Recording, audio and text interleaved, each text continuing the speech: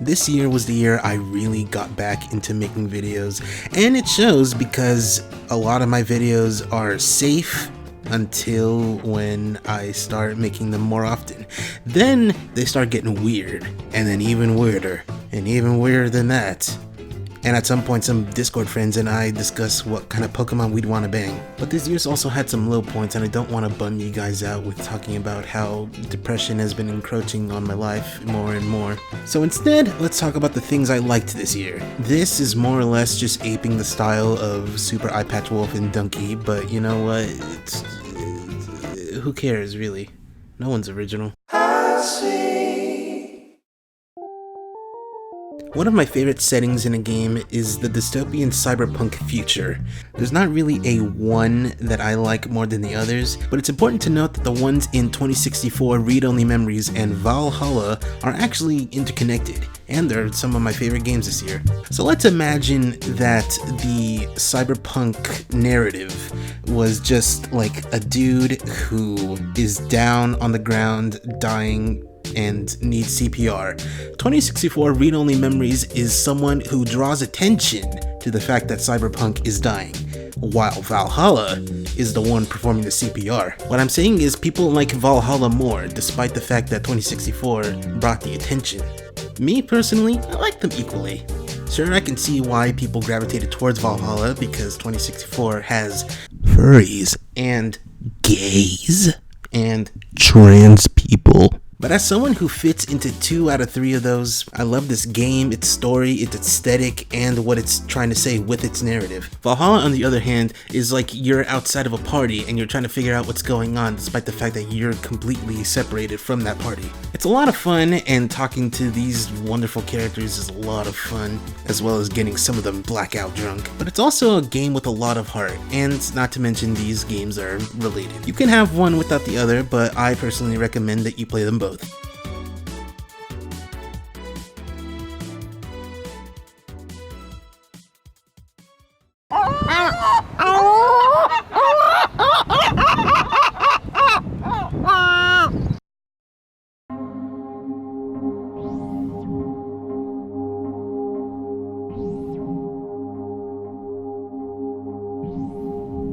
You ever watch a movie that you have no idea what happened in it, but you loved every second of it and you spend all your time just thinking about what the fuck even happened?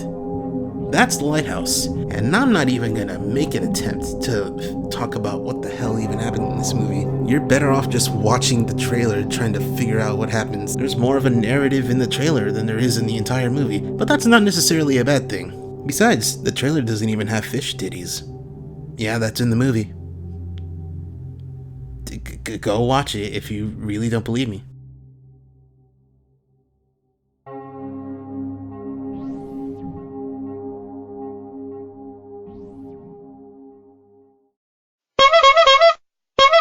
Look, if you haven't seen Joker, just go see it. I mean, like, it's the best movie based on a comic book character that almost has nothing to do with comics, so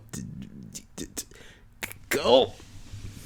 Just go do it. Yes, there were times, I'm sure you knew, when I bit off more than I could chew.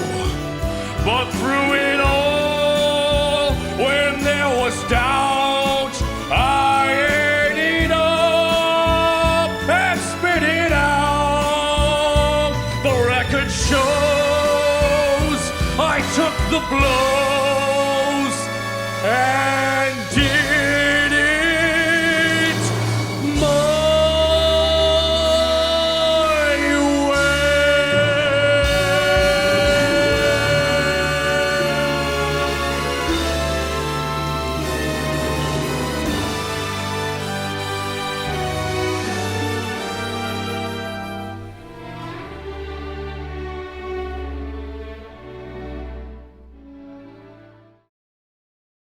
I believe in slime and stink. A long time ago, there was a movie called The Exorcist. Back then, it was known as the greatest horror movie ever, the scariest horror movie ever. And then The Exorcist 2 came out, and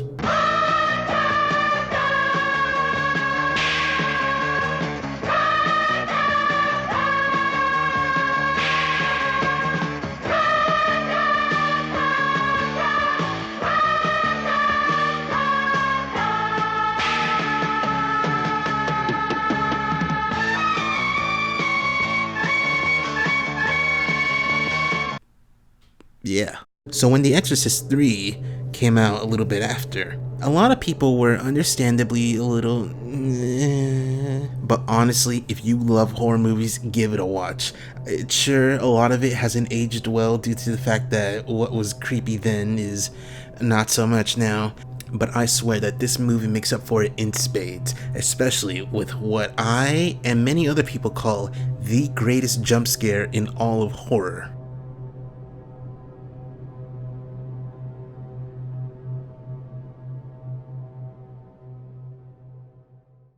Cat loves food.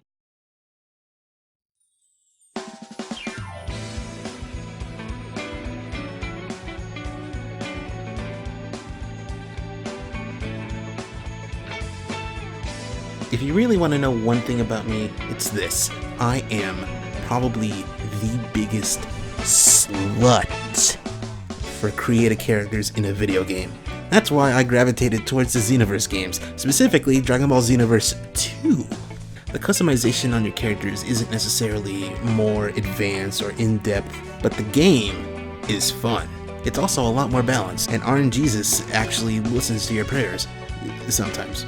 Plus, you can make as many characters as you want from the start, as long as it's not more than 8.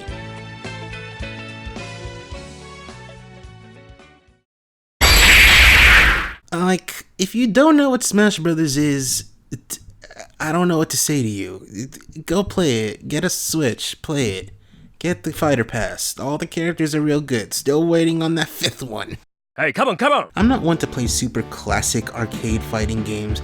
I mean, there's a bowling alley around where I live that has a Street Fighter 2 cabinet, and I mean Street Fighter 2, the original. But because of some recommendations, I actually decided to go with Goro Mark of the Wolves. This game is almost 2D fighter perfection. Not only is it absolutely gorgeous to look at, amazing to listen to, the characters are all really solid, and even though Rock and Terry are both really low tier and not great in this game, they're still really great characters in their own right. However, no one compares to Butt.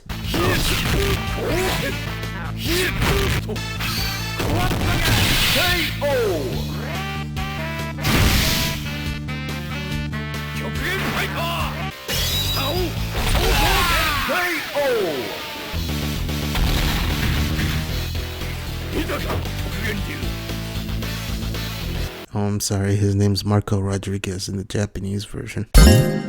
Crossniq Plus doesn't seem like a game that's trying to say something, but if you mosey on down to the shop or the museum, then you know exactly what it's trying to say. It's saying that you should let your art be seen. You should let your art express who you are. If you created something, then it's worth seeing. I'm guessing that the people who made this game were really into that idea. They just wanted this game to be seen, and it got seen. I honestly wish it was seen even more because they really deserve to hit all of their Kickstarter goals. Crossniq Plus, despite being really bare bones, is an amazing game and worth even more than the $8 it's normally worth.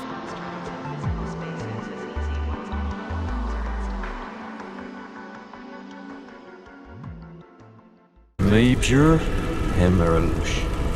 What happens when the creator of Deadly Premonition decides to tell an actual, serious, original story? You get The Missing, J.J. Macfield and the Island of Memories.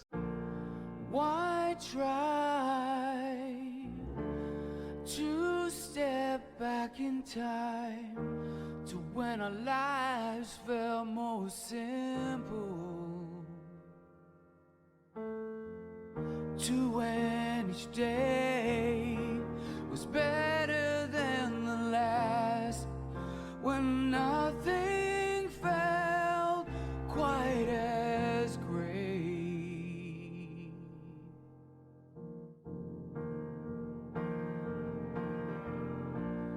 Blue skies come ease the pain. I feel the spirits back to haunt me.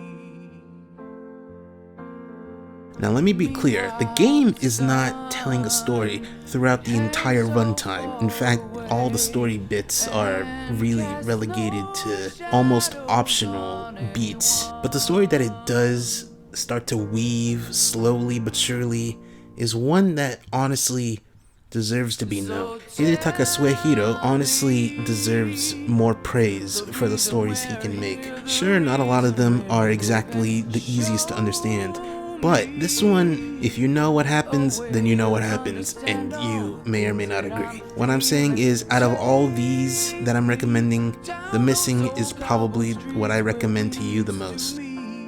Maybe that way I can see the sun and the stars again.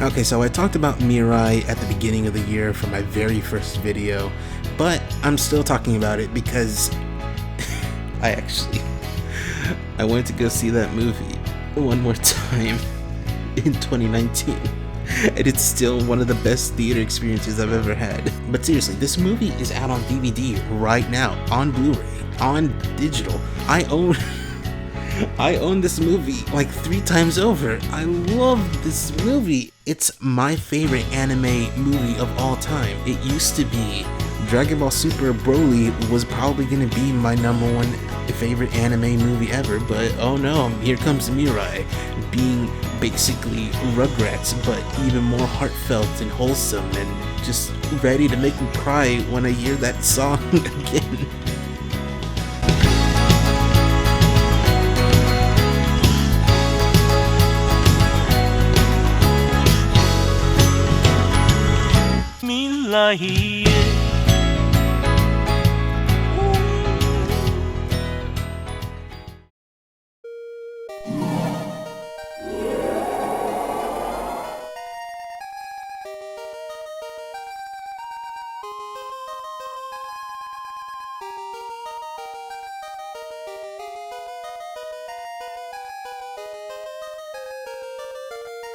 So that's the video. I don't know if I'm gonna actually be around for 2020. That COPP8 or COPPA whatever thing is kind of worrying me, even though I don't run ads, but here's hoping that I actually make content and stuff. If I do, then hooray, I'll make some more stuff, including more Nuzlocke, more whatever gameplay.